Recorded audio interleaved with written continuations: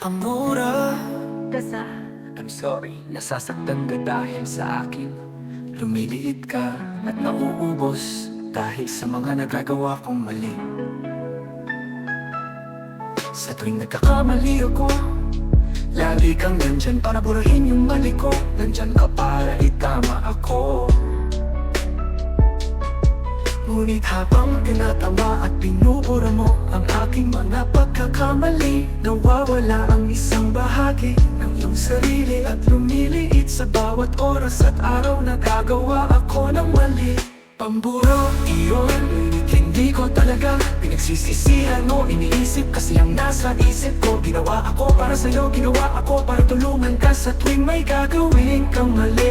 Kahit alam kong isang araw mawawala ako at mauubos na. Sa totoo lang masaya ako sa trabaho ko. Kaya please, huwag ka nang mag-alala. Hindi ako magiging masaya kung makita kang malungkot dahil sa nagagawa mong pagkakamali.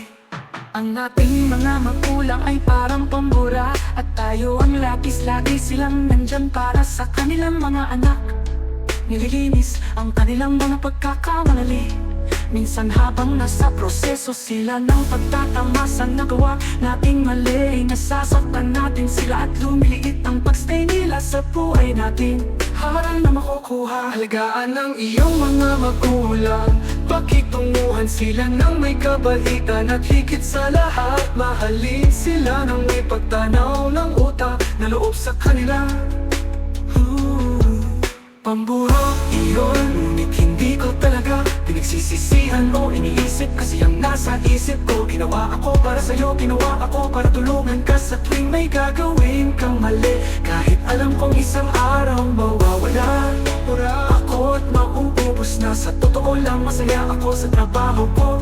Kaya please, huwag ka nang mag-alala. Hindi ako magiging masaya kung makita kang malungkot dahil sa nagagawa mong pagkakamali.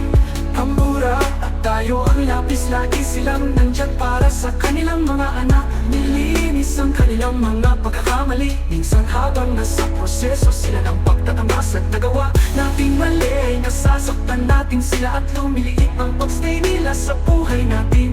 Alagaan ang iyong mga magulang, pakitunguhan sila ng may kabaitan. Nakikit sa lahat, mahalin sila ng may pagtanaw ng utang na loob sa kanila.